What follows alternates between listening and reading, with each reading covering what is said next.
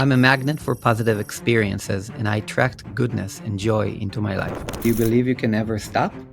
And I'm like, no, nothing could stop me. Like that's a sure belief. I believe that.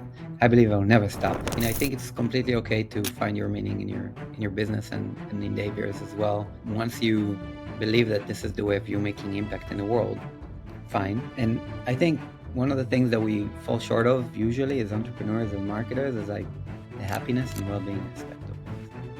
Because we're focused on business, marketing, monetization, the pressure of life. So well-being, mental fitness, that's something I'm really big on. I don't want to be just rich at the end of the day. Like I want to be happy.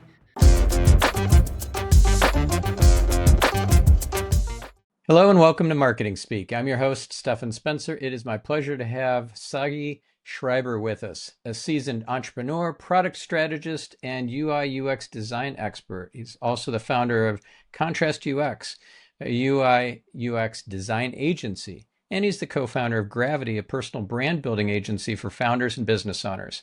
Sagi is also an expert in storytelling, and he's the founder of the Hero Framework, a system that helps entrepreneurs align their vision with the needs of their audience to build products that truly resonate. Sagi, it's so great to have you on the show. Thanks so much, Stefan. Great to be here. So let's first of all start with your origin story. How did you get to be an entrepreneur and an agency owner? How did you become an expert at brand building and marketing? Yeah, I mean, long story short, we'll try to make it as short as possible, right? I mean, I've been in the design kind of industry since 2007 when I just started out, also design school. 2010, I already started working with companies that are product companies, like startups. And in 2011, I became the first designer at Fiverr. I was the first designer in the company working with the founders on Fiverr, the platform. And then after that, I had my own startup. We were in an accelerator in Upwest Labs in Silicon Valley. Came back and got acquired by SimilarWeb. So I became the first designer also at SimilarWeb, another big Israeli startup. We scaled really fast, created an entire design system, and built the entire design team over there. And so that was kind of like the way of like building a career. But then I left. I was also a content creator and was building my personal brand. And I had two blogs, one in Hebrew and one in English, like an international design blog and podcast. And that podcast took off, and one day I just left kind of like the tech world or my day job to work as a podcast host full time. It was an interesting, fun experience for about a year or so, and then since then, kind of like entrepreneurship, building businesses. And 2020, I founded Contrast, my main kind of business nowadays, which is a design agency.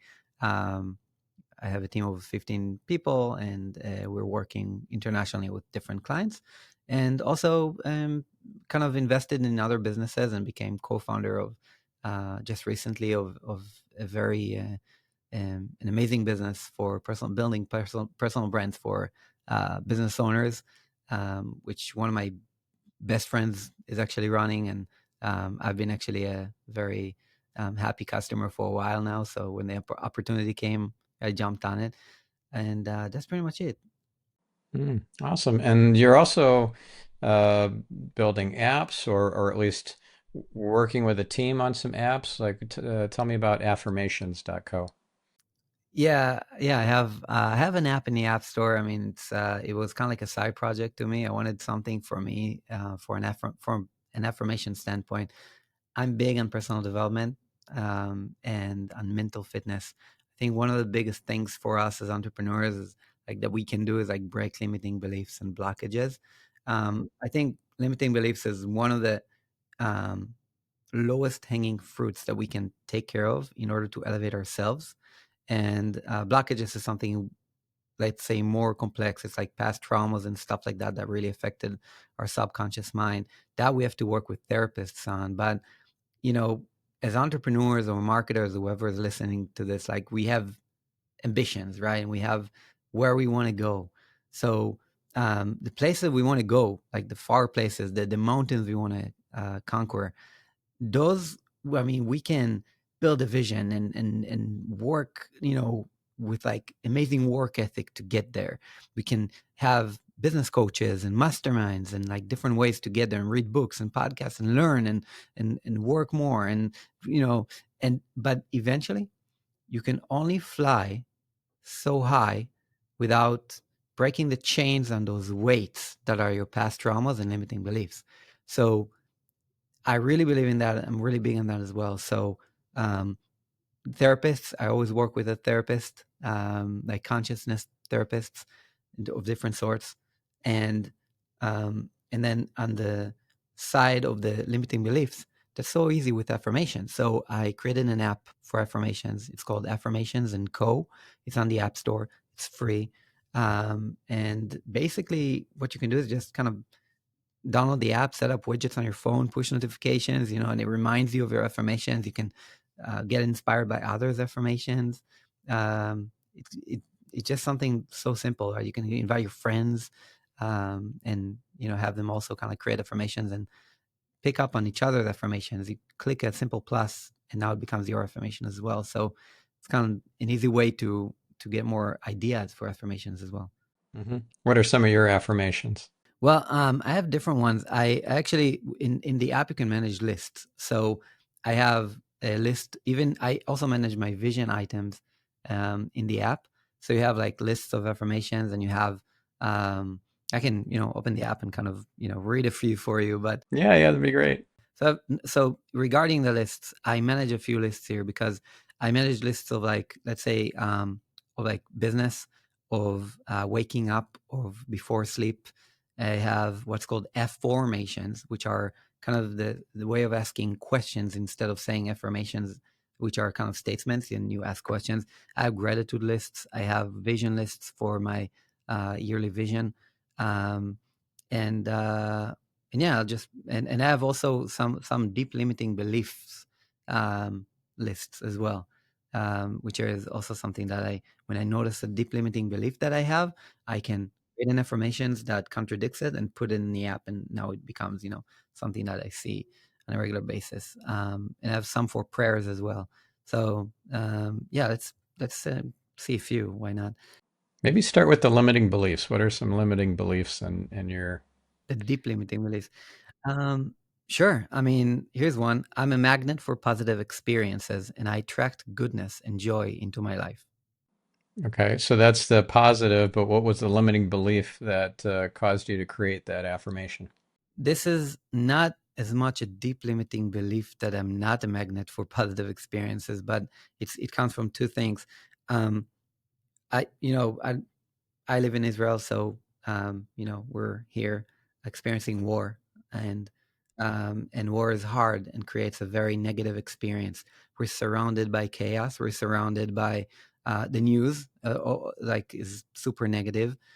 There's We have an actual really negative situation all over the world. We're getting hate. I'm getting hate because I'm Israeli. I've nothing born here. So basically, when I get into negative mode, I attract negative experiences into my life. It's just a kind of like a rule of nature, right? When you're putting energy which is negative out because you were, you know, you got negative by watching something on the news or anything like that, then the energy you put out is an energy that you get basically with experiences in your life.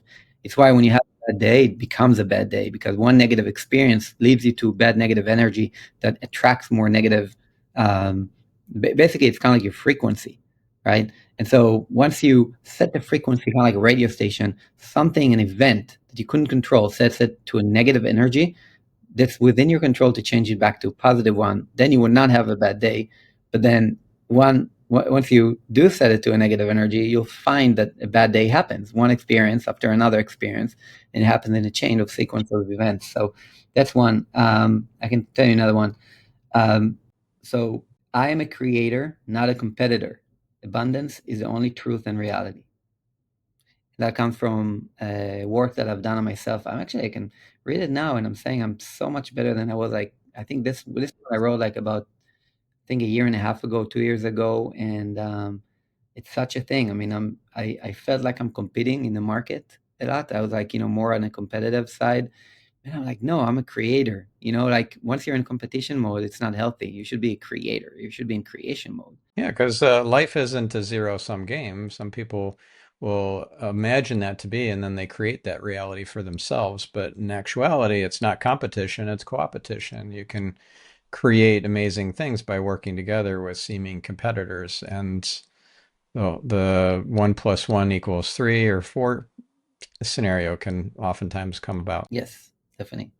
And yeah, and I can read one more, which is like and then we can move on. But like one big one is like massive financial gains are so low hanging fruit to me. They come easy and it's completely okay. Now, it's interesting, but what I found out with therapists, actually with my therapist, um, back then is that um, we tracked back like why I find it's like I had a limiting belief, or not a limiting belief, but basically like a really deep belief that in order to succeed in business, you have to work really, really, really hard. And then my therapist is like, "Do you actually really believe that? That you really have to work really, really hard?" Like, and I'm like, "Yeah, look at all the people around us. Like, they work really, really hard to achieve what they achieved." And she's like, "But why do you like? Did you find it that things come to you really hard? Like that things don't come easy to you?" And I'm like, "Yeah, nothing comes easy." And she's like, "Well, could it be that because you believe that things don't come easy, they just don't? Like that's what you believe, and that's the reality you create for yourself." And I'm like, yeah, and we worked through that. And then I remember something that so anyways, I remember something my grandmother even told me that kind of created this belief. She installed this belief in me when I was like 20 years old. And she said something, and I love my grandmother to death. She's such a good influencer in my life. The one thing she said, just one, it just requires one thing that someone you really love and believe in tells you that now you believe it. But one thing she said was kind of like, we, the Schreibers, will always work hard, but we'll never be rich. And, and I'm like, wow, like, and I didn't even remember she told me that. It came in therapy, like, and all of a sudden I recalled she told me that. It was so clear to me. The sentence is engraved. It became engraved kind of like in my subconscious. I now repel it. I believe in that at all. um, and so I worked really hard in the past year, or even like year and a half, to believe that things don't have to be hard. I mean, and that's something that I really think I made progress in a lot. I don't feel I need to. It's kind of like Bruce Lee says, "Be water," right? We sometimes think, things get hard, but if we believe that we're water, then we don't have to, we don't have to be tough or hard or anything like that. It's kind of like the masculine versus feminine energy, whatever. Like you know, um, I really believe that you can have an easier life, just in the same gains. Yeah, thank you for sharing that. So, what do you think some of the limiting beliefs are of our listener who is into marketing, maybe is a business owner or entrepreneur? Take a guess at maybe what our listener might be struggling with, and maybe not even without realizing it. Here's something that came up recently in my life with my therapist that I can share. I wrote a post about it on LinkedIn as well, just shared it yesterday. And I think it goes for a lot of people. Now, a lot of people working here um, are hard workers, and have built their career. And now with AI coming into the game, there's a lot of fear. The fear that we always had, that we actually had since COVID, I think. I do believe that we had this fear of like losing everything. Um, and some of us have lost everything before. If you're an entrepreneur, you probably had some fallbacks, some setbacks. And I had some for sure, like 2017. And after I tried to be a full time podcaster, I kind of failed. I lost everything. I was in debt. Um, and and then 2019 again, I tried to make a business move, which cost me everything again, and I had to rebuild.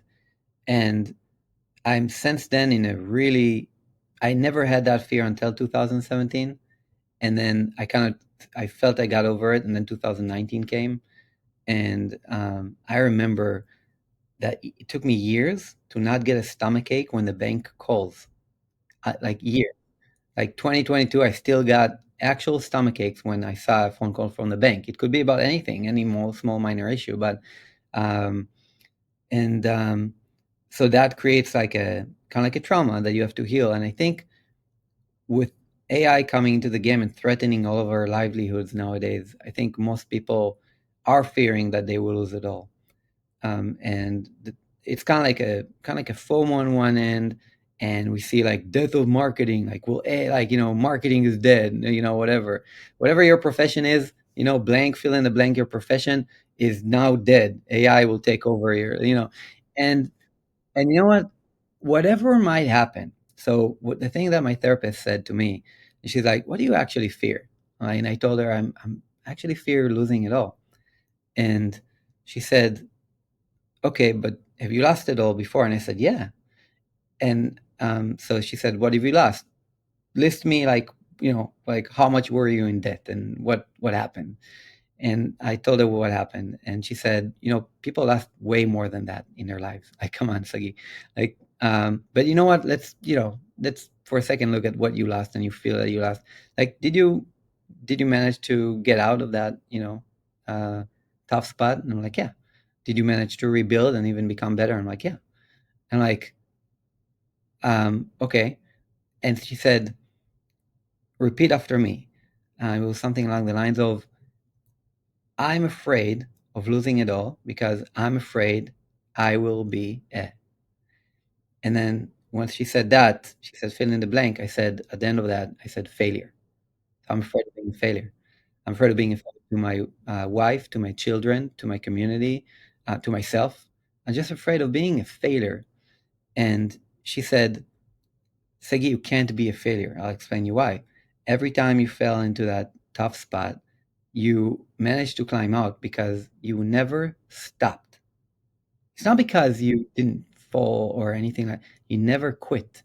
You never stopped. You always continued. And that's what you do. I mean, do you believe? And she asked me, do you believe you can ever stop? And I'm like, no, nothing could stop me. Like that's a sure belief. I believe that. I believe I'll never stop. She said, great. So if that is the thing that will, get you through any hurdle, no matter what, then why are you afraid at all? So I think that goes for anybody here. I'm like, if you never stop, how can you fail? You can't. No matter what will happen, AI will take over our jobs, whatever. Okay. Will you stop? No, I mean, like, so think about it. What happens if AI now takes over your profession? Well, you're not going to stop, are you? You're going to find something else. You're going to move. You're going to, and especially again, going back to the thing of like being water is like, we'll be okay. Um, and we'll find how to make things work. And, um, and yeah, there's shitty situations in life that we can control that, at one point the line between really shitty to like extremely, nothing like, like for instance, war and people losing their house and stuff like that's, even people now that lost their house in the Iranian war are okay. They lost just their house. Hopefully, if you lose life or you lose a loved one, that's very terrible. And you know, I think a lot of pain is happening now around this region here right now, not only in Israel, in Gaza. Like, I'm fully aware of like the children, over there are so afraid of the bombs and they don't have shelters. Um, and, um, and, and so pain is everywhere and really shitty situations do occur to some people in the world. But again, going back to career, marketers, entrepreneurs, like we're afraid of some pretty simple things.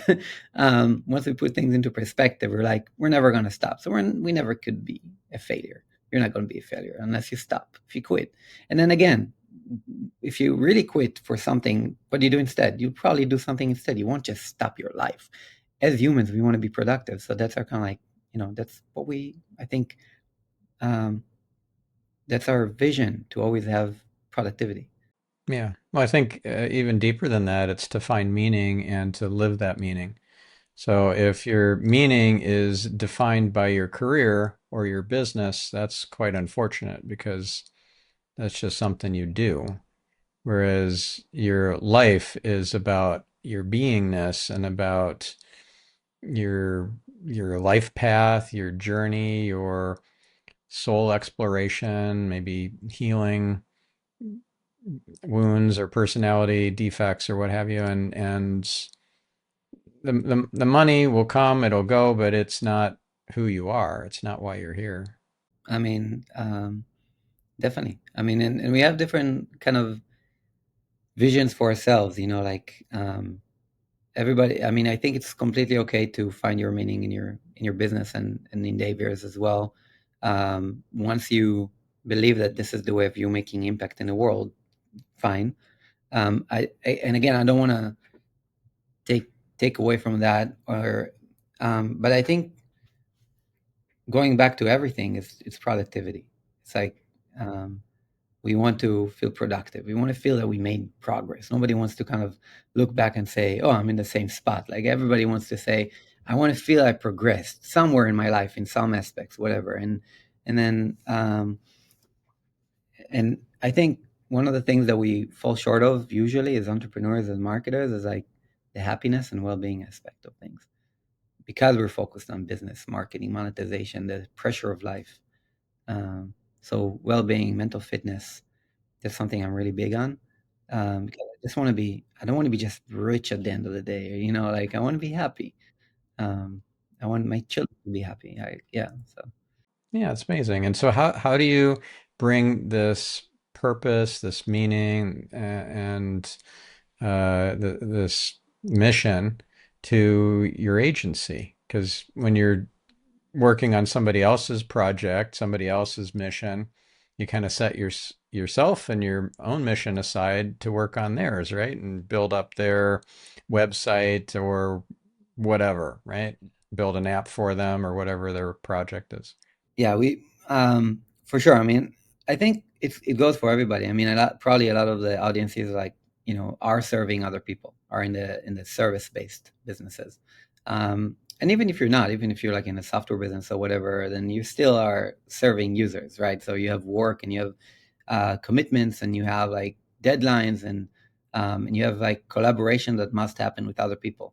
And other people work in specific hours, and then you have to meet their expectations, and they have a lot of expectations. Email is a way for other people's agenda to take over yours. Like that's there's so many like things that are normalized these days, like WhatsApp or if you're in the US, Voxer and whatever, and just texts that people send you a text. They expect like a DM, like they expect direct messages. It's a direct response. Yeah. Yeah, they're looking for those three dots that show that you're typing something. It's like, come on, let me have my dinner in peace. Yeah, yeah. And you're feeling right. You're feeling kind of like what do you feel when you don't answer that direct message, Yeah, guilty. right? And so there's things that you need to understand, um, and there's three levels of it. So number one is understanding, right? You need to just understand. Okay, someone sent you a message. They think just you can be grateful for a second. They actually wanted something from you. Like, thank you for reaching out. Just understanding they wanted something from you. Great. Number two is acceptance. Acceptance is, um, by the way, it's twofold. I'll show you in a sec. So number two is like the acceptance. It's like you can understand, but not accept that now they're messaging you in the middle of the night. Whatever a client messages you in a time which is like, so you're like, I understand you need it right now, but it's completely not right for you to actually send me a message at this time. Like, so number two is like you need to understand and accept. So if you accept it, you're like, okay, I accept that that person found it. This is the right time to send me a message, whatever. And then you have number three is like uplift. Now it's like uplift them in your spirit. Say, okay, great. You're such great work ethic for this night, this time of day sending me a message. Now it goes back to how you can actually respond. Now you respond by doing those three things for yourself. Um, right? So number one, can you understand your position at the moment? Understand is because the first three can create guilt if you don't have the next three, which is yourself, right? So so the next three are more important than the first three. The first three are easy to understand, right? Understand, accept, and uplift. That way you keep a positive mode, but you still will feel guilt if you don't have the next three. Next three are understand, which is you need to understand yourself.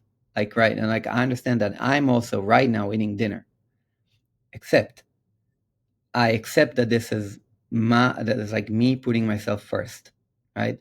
An uplift, right? Way to go, Sagi, for eating dinner and actually caring about eating dinner and being present with your family. If I get those three and I uplift myself, I will not be in my mind aggressive towards that person or feel guilt for that person. I would actually be in a position of strength to now answer this person politely or actually not answer at all and be okay with it. And I think this is what we all lack. We lack the second.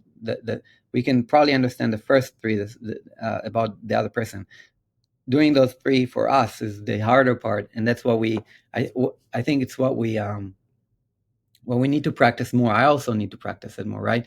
But it goes back to a very first basic principle: do you first, and that's something that I learned the hard way. And so it's a way of me. I put myself first always, and even if in business that means I'll let other people down, and it's okay for me. I'm okay. I do me. Um, because if I do me and I do those first three for myself, and I keep working on myself and um, growing my inner strength, my mental fitness, my spiritual being, when we grow as spiritual beings, we do work on ourselves. By the way, it's also physical, so I really believe also in the physical.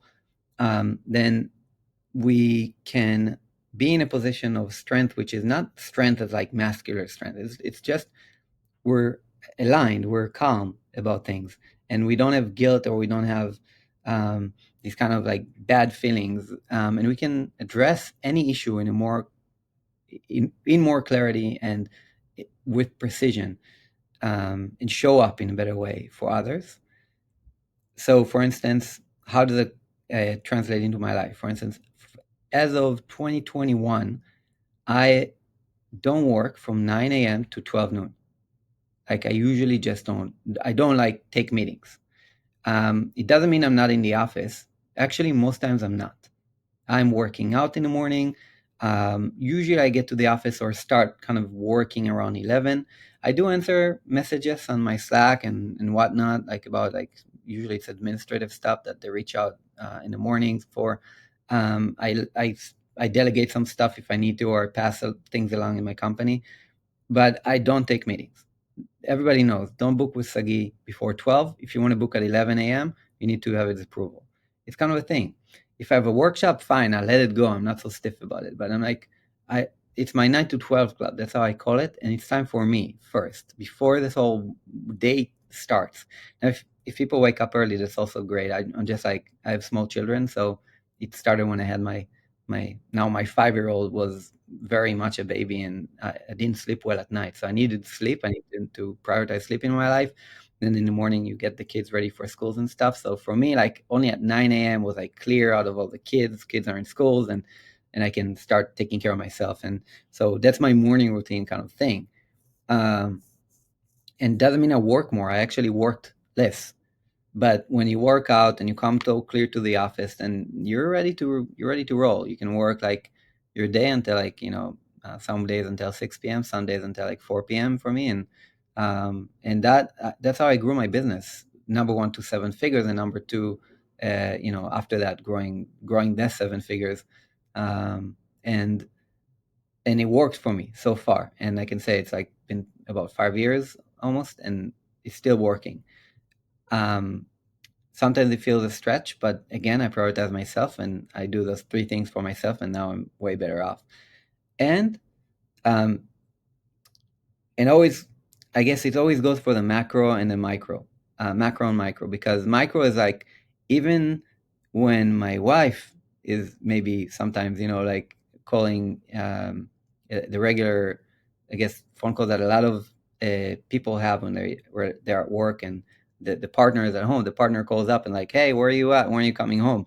We have guilt directly, like immediately, and I can say that that's a way that I also kind of work on stuff when I can get that call from my wife. I understand her, I accept her, I uplift her. Thank you. Like if you weren't home right now with the kids in August, I wouldn't be able to be in the office. Like, you're amazing.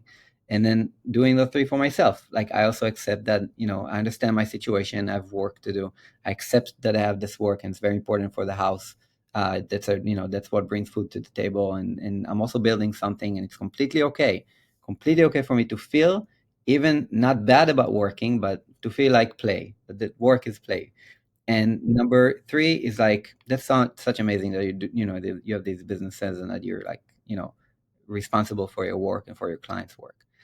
And that's maybe going back to your first question. When I do work for others, it comes second after I do work for me.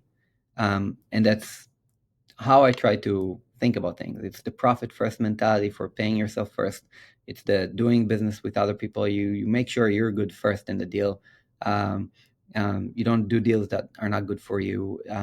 You put yourself first, and others will respect you for that, and you will be enjoying every single project with every single client way better when you know you're taking care of yourself in that situation. Yeah, that's wise advice. It's like putting your own oxygen mask on first, as they advise on in the airplanes, because if you pass out, you can't help anybody else. Exactly, and that's such a true like thing.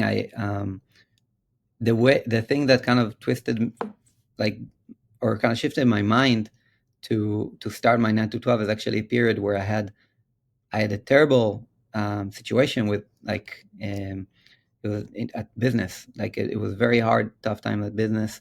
I had one client that went bad, and started like threatening me and stuff, and I had other things going on which are really bad, um, including a lawsuit on my blog for a troll, not something that is like legit, an actual troll that sues people for a living. Found a gap in some kind of, like, in the terms of services of the newsletter, and sued me for spam. So I was kind of protecting myself in court, and I was like, I was never at court. I was never like, these situations. Never did a client go bad in my life. Um, my developer erased their entire database by accident, and and that's a big mess up, right? And I took responsibility for that, for sure. Like, I didn't throw it on the developer. Developers think someone I brought to, so I took full responsibility. But it was very tough to fix that situation while you're also like battling in court, um, and um, and um, and so all these things going wrong, and I had a baby, and I didn't sleep well at the house, and and so not sleeping well, working super hard. Like, I noticed, and I was proud of myself of being like a family first entrepreneur. Always I said family first, family first. But then I heard Hal Elrod speak. Do you know Hal Elrod, the Miracle Morning? Yeah, yeah, he was a guest on my other podcast, on my personal development show, Get Yourself Optimized. That's amazing. That's amazing. So he's amazing, and he obviously, beat cancer, and so when he after he beat cancer, he had a podcast where he said the thing that shifted for him is now putting himself first. It's kind of like, not in the day to day as much as it's number one in your mind, in your values. And then he talked about the oxygen mask thing, and that's, for me, I was like, that's so true. If I don't put myself first, on top of my family, number one, me, because we usually put our family first, and we say, like, we will sacrifice everything for our kids, and like, if we sacrifice everything, and that's our mentality, a lot of people end up really sacrificing themselves. And once you sacrifice your own health, your own mental fitness, your own well-being, what do your kids have left? They have like at best they have an unhappy dad or mom, or like, which is terrible for a role model, and and someone who's not present with them. And at the worst, they actually lose you, because you can lose you can lose life because you're getting sick because of your mental state. So I said, I'm putting myself first, like, number one, me; number two, family; number three, business. That's how I prioritize everything, and that's when I Because you're also modeling for your children how to be in the world. Not only are you bringing very little of yourself home after you've wrung yourself out all day long, you're modeling being that in the world so that they can replicate that in their adulthood. exactly, yeah, that's something I'm really big on. So, um, Yeah, so that's pretty much where this everything is like on my end, kind of. That's how I see it. Wow, amazing. So you're quite inspiring. Are you podcasting now? Do you do a lot of YouTube videos? Like, how do you get your message and wisdom out into the world besides being on shows like this? I mean, mostly it's being on shows like this, and I have my own podcast, Commit First. Can search like Commit First on Spotify, but I don't do a lot of interviews. I just when I find really inspiring people to interview, I interview them. Um, for instance, I just recently interviewed like a biohacker. I should connect with him for the show. His name is Alan Raffaelli. He's not known. He's under the radar. Um, Super smart though. He's like gave me such great advice that I took and actually implemented, like getting a DNA test and blood work and stuff like that. And then I put everything in GPT and also got it's interesting stuff. But so I really like I really like podcasting. So other people's podcasts and my own podcast when I have the chance, but I don't make as much content as before. I definitely should. I have also my YouTube where I every once in a while I share a video. Like I just did 75 hard a year ago for the third time, so I shared a video about why I'm doing it for the third time. And Oh, you should explain 75 Hard for our listener who isn't familiar with it. right. So 75 hours is amazing. Yeah, that's a good maybe something to talk about. I mean, if you haven't heard about it, for anybody listening, it's a challenge invented by Andy Frisella, who's an entrepreneur. Now, again, I love that he's an entrepreneur because he's a business owner and he bootstrapped the business to like a multiple 8 or 9 figures, something crazy, and he has a huge headquarters in the U.S.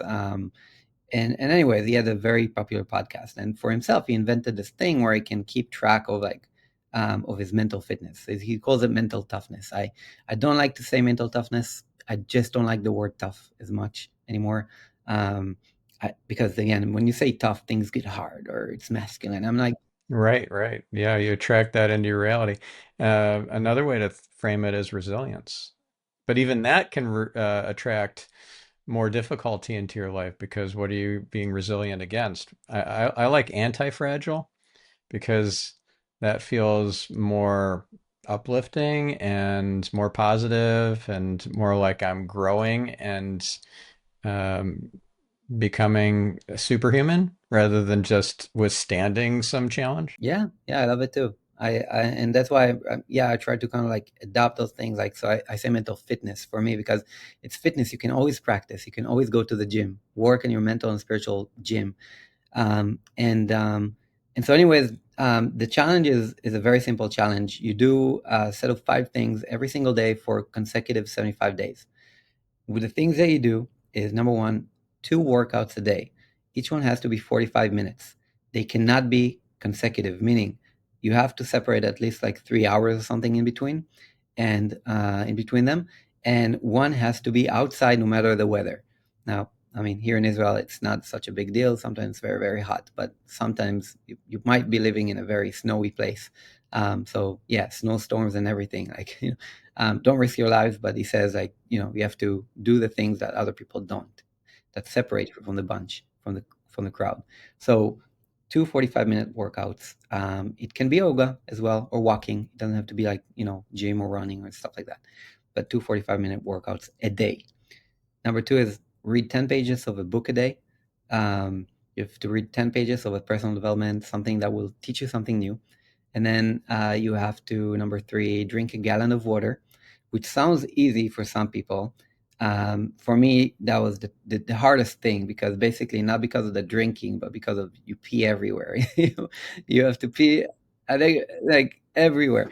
I mean, for me, like going for a drive for like an hour to a client, is a terrible thing once doing 75 hard because you might be fucking gym. Terrible. So you really have to kind of like manage the water intake, and make sure it's enough and you actually now have to also manage your bathroom breaks.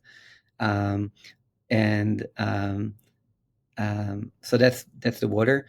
Number four, find a diet that suits your goals and stick with it. No cheat meals and no cheat days. for 75 days. Now, that diet you choose, right? I went to a sports nutritionist, and I basically got a diet. So that's number 4. Number 5, no alcohol, no junk. So it's like you cannot drink alcohol at all. And also, it's kind of like goes the same with a diet, but basically you don't drink, you don't just eat cake. You can't have cake as part of your diet or something. Like you eat clean, and that's pretty much 75 hard. Did I miss anything?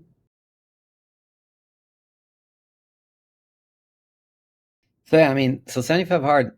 One of the things I just had a realization about it also a couple of days ago. I was reflecting back on the podcast with Alan Raffaelli, and he said something is like he's teaching his children to become the people that can set habits and skills in place in order to adopt skills and habits.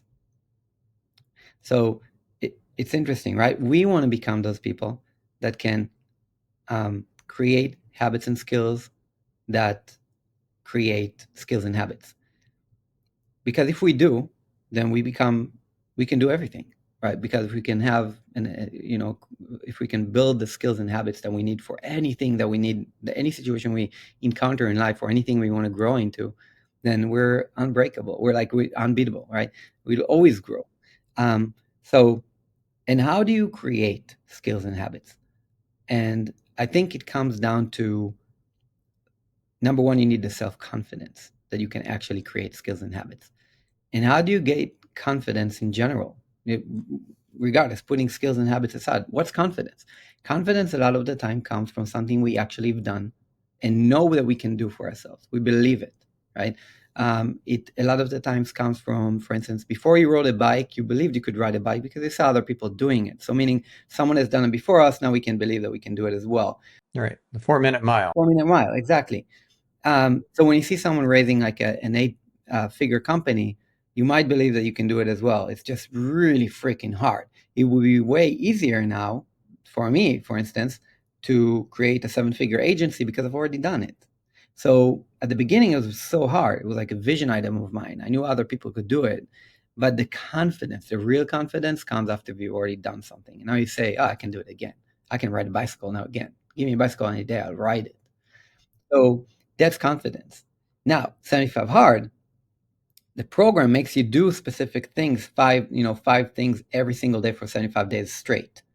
If you miss any one of those things, you go back to day one. So you always have this kind of like this fear of like, missing one of the things. And then, so what you do is if you finish those 75 days, and let's say you fell on, like for me, it happened that on the previous ones, I did it 3 times. So I fell at day like 65 on the second time. I did. Yeah. Day 65, I fell on the book. We were on a trip in the north of Israel with the whole family, and I just forgot to read. I started reading the book before we traveled north. I thought I checked it in my mind, woke up the next morning, and I'm like, I didn't finish the 10 pages yesterday. So, and I went back to day one that same day, restarted. I didn't take, I could have drank alcohol, eat up at the lobby of the hotel. Like I could have done so many things like that day already to enjoy and take a break. I didn't.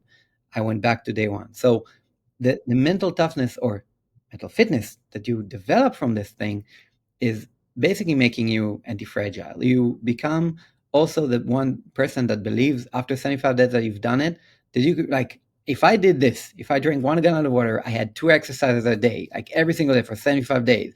I've read 10 pages of a book. I can do anything. I can build any habit. I can, develop any skill. I can do it. So you develop the confidence. So now you got the confidence to build skills and habits, that create skills and habits. So this is what I really believe. 75 hard is like, it's a challenge. You do it once, it sucks at the beginning at least. Then you start enjoying it, and then it gets really hard towards the end, and then that's it's done. But once you finish it, you got something with you that sticks for you, that for a lifetime. I mean, like, I wasn't one of those people that used to walk with a jar all day. I do now. I don't do 75 hard, but I drink way more now. How much does that affect my life? Just the trajectory of my life, of my health. when I drink more water. Like those kind of things. I read more. I work out more. Anyways, this is 75 Hard. You can go and check it out on Andy Frisella, or just check out my YouTube for the review on it. But yeah, that's the challenge. Yeah, that's awesome. I'll include in the show notes the link to that video. So I know we're out of time here. If we could maybe drop one last wisdom nugget for our listener, what would it be? Wow. Look, there's one thing I call the card theory. It's something that we can open for a complete new podcast, but it's the way for you to get ahead in your career and your business. It worked for so many people. I really want to share it with you. I don't have time. But again, if you said one thing that really worked for others that I can 100% say like is amazing and I would love to share with you guys, I can say just send me a message on LinkedIn. Find me on LinkedIn, Sagi Schreiber. Send me a message, a DM. Connect with me. I'll approve, and send me a DM, and I'll send you a document I have on that with I think I also have a video. I'll see if I can find the video. I'll add it to the document. It's amazing because it's like it's kind of like 4 pillars that once you work on each one of those, you have a bulletproof business, a bulletproof career, no matter if you're, an employee or have your own business. So 100%. No. Oh, amazing. All right. Well, thank you so much. And how does our listener get in touch with you besides LinkedIn? What website should we send them to? Perhaps if they want to hire you as a service provider. I don't know if you do coaching or anything like that, but if they wanted to work with you, where do they go? Sure. I mean, again, LinkedIn, I think is the best place. Just connect with me on LinkedIn, send me a DM. That would be the one and true place. If you want to listen to some podcasts, you can find the Commit First podcast on Spotify or iTunes or any place where you find podcasts. I have 100 plus episodes over there with amazing entrepreneurs. And yeah, just send me a DM. Let me know that you like the show. Like, thank you so much, Stephan, for having me. Yeah. Thank you, Sagi. And thank you, listener. Now go out there and apply some of what you learned so that you make the world a better place and put your own oxygen mask on first. We'll catch you in the next episode. I'm your host, Stephan Spencer, signing off.